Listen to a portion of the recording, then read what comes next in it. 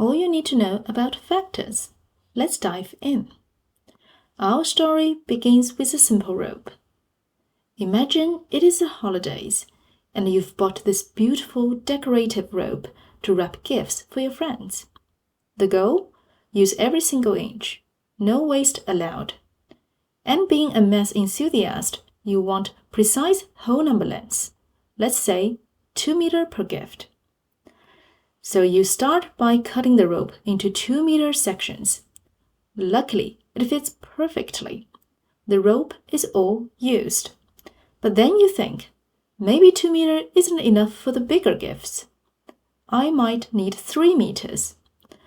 So we try cutting it into 3-meter lengths. Once again, it's a perfect fit. Now, let's try for the super large gifts require 5 meters. We cut our 12-meter rope by 5. But sadly, we end up with 2-meter scrap, not enough for another gift. So, what does this tell us? We've discovered that a 12-meter rope can be divided evenly into parts of 2 meters and 3 meters. In math, we say 2 and 3 are factors of 12. However, 5 cannot divide 12 evenly, so 5 is not a factor. Time to formally introduce our guest, the factor. What exactly is it? Let's take 12 as our example. Factors are simply the numbers that divide into 12 without any remainder. Use simple division, we see 12 divides cleanly by 1, by 2 and 3, and by 4, 6, and 12.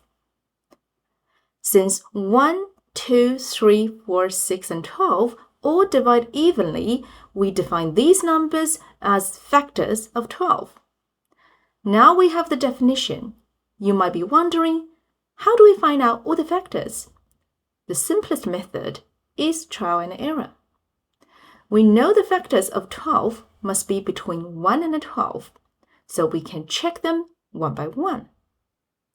Start at 1, then 2, then 3, all the way up to 12. Check which ones divide without a remainder, and you've found your factors. Trial and error always works if you have enough time and patience. But what if we need factors for a larger number? Like 36. Do we check 36 times, or there's a more efficient way? Of course there is. Look closely at the factors. You will see they all come in pairs. 36 equals 1 times 36, 2 times 18, 3 times 12, 4 times 9, and 6 times 6. By writing 36 as a product of two numbers, we find the factors in pairs. That is definitely more efficient. Now, to sum up, these are the fundamentals of factors. From the story of a rope and lovely gift wrapping, to the formal definition, to the trial and error method, and finally, the discovery that factors come in pairs, allowing us to find them with elegance and efficiency. That is all you need to know about factors, all in one page.